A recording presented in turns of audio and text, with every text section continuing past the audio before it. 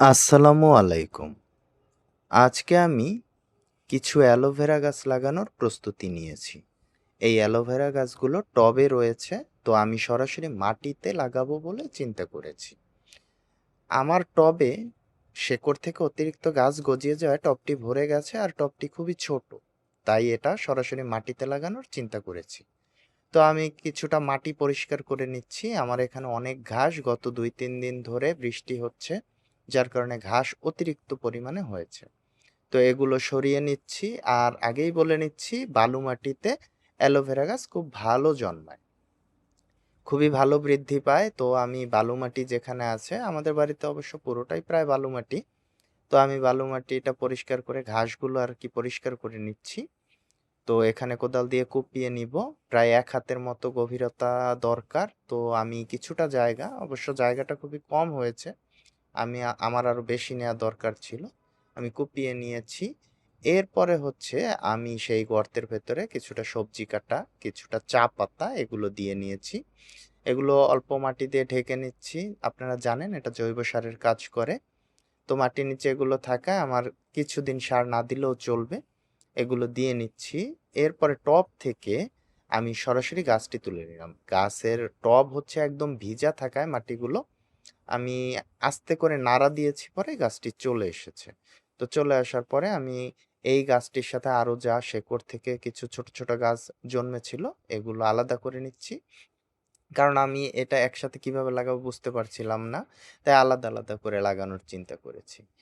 তো এই গাছটা থেকে প্রায় ৪টা গাছ এসেছে। আমি এই গাছটি লাগিয়ে নিয়েছি।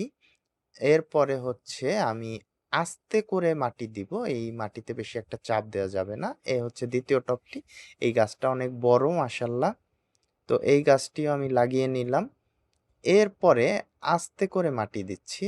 বেশি একটা চাপ দেওয়া যাবে না। আর মনে রাখতে হবে, স্যাঁতসেঁতে জায়গায় অ্যালোভেরা গাছ মরে যায়। তাই যাতে পানি না জমতে পারে সেরকম জায়গা নির্বাচন করতে হবে এবং আ পরিমিত পরিমাণে পানি দিতে হবে। এখন বর্ষাকাল, এখন ওইভাবে খুব বেশি একটা পানি দেওয়ার প্রয়োজন হবে না। তবে এই অ্যালোভেরা গাছ অতিরিক্ত রোদেও যেমন ক্ষতিগ্রস্ত হয়, আবার অতিরিক্ত পানি দিলেও মারা যেতে পারে। তাই কিছুটা রোদ, কিছুটা ছায়াযুক্ত জায়গা নির্বাচন করে অ্যালোভেরা গাছের চারা রোপণ করা ভালো।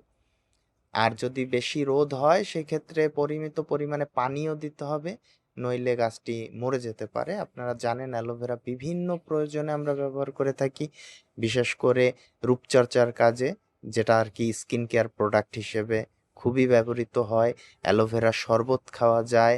অ্যালোভেরা শরীরে কোনো জায়গায় পুড়ে গেলে বা ক্ষত তৈরি হলে সেখানেও অ্যালোভেরা লাগানো যায়। তো অ্যালোভেরা জেলটা হচ্ছে সম্পূর্ণ একটি ঔষধি গাছ। অ্যালোভেরা এত পরিমাণ ঔষধি কাজে ব্যবহার হয় যেটা কল্পনাও করা যায় না। আমরা অনেক সময় অনেক কিছু ব্যবহার করে আমরা জানিও না এটার ভেতরে অ্যালোভেরার ব্যবহার হয়ে থাকে। আমি সেই থেকেই নিজের প্রয়োজনে যতটুকু অ্যালোভেরা প্রয়োজন হতে পারে ওই পরিমাণের জন্য কিছু গাছ লাগিয়ে নিলাম। গাছগুলো মাশাআল্লাহ দেখতে খুবই সবুজ।